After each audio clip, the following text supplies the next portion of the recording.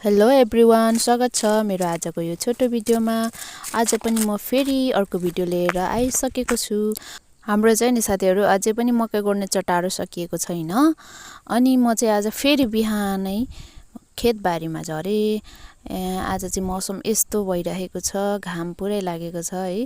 अनि सुरु गरेँ मकै गोड्न। यहाँ चाहिँ हेर्नु न, यो साने चाहिँ एकदमै अघि पछि हिँडिरहेको थियो अनि मैले यसको भिडियो बनाएँ। अनि मकै पनि गोडिसक्यो बिहानको। अनि हेर्नु न साथीहरू, मकै चाहिँ एकदम राम्रो देखिएको छ होइन, राम्रो छ, सबै मकै राम्रो छ। हिजो अस्तिसम्म केही भएको थिएन, तर अहिले गोड्दै गर्दाखेरि मकै चाहिँ पुरै किराले खाँदै रहेछ। यो हेर्नु न, यस्तो भएको छ साथीहरू। अब यहाँ यसलाई के गरेर ठिक गर्ने हजुरहरूलाई थाहा छ भने कमेन्ट्समा भनिदिनुहोस् है। अनि तपाईँहरूकोतिर चाहिँ यस्तो भएको छ कि छैन, किराले मकै खान थालेको छ कि छैन।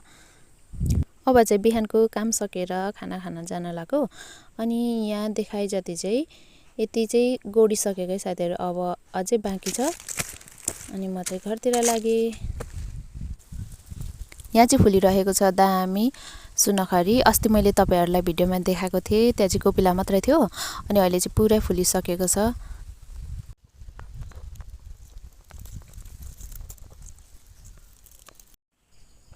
अनि यहाँ फुलिरहेको छ रोज। त्यसपछि आज चाहिँ मैले यो अन्डा र चाउचाउ बनाएर खाँदैछु। खाजाहरू खाइसकेपछि फेरि गएँ म बारीमा मकै गोड्नको लागि। अनि यहाँ चाहिँ मैले पानी भरेर बोकेँ। दिउँसो चाहिँ यति बेसी घाम लागिरहेको थियो, आज त बिहानदेखि नै घाम लागिरहेको थियो, पुरै तातो भइरहेको थियो हो।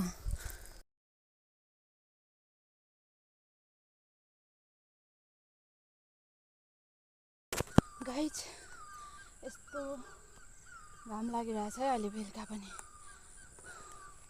तातो तातो छ। म चाहिँ यहाँ मकै गोड्दैछु। हो यति गोडिसकेँ।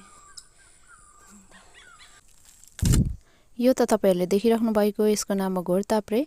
यो चाहिँ विभिन्न रोगहरूको उपचारको लागि हुन्छ प्रयोग। उच्च रक्तचाप, अल्सर जस्ता रोगहरूको लागि यो चाहिँ उपचारमा हुने गर्छ। अनि छालाको समस्याहरू हुँदा पनि यसको प्रयोग गर्न सकिन्छ। यसको चाहिँ धेरै फाइदाहरू छ। यो चाहिँ यसरी खाँदा पनि हुन्छ।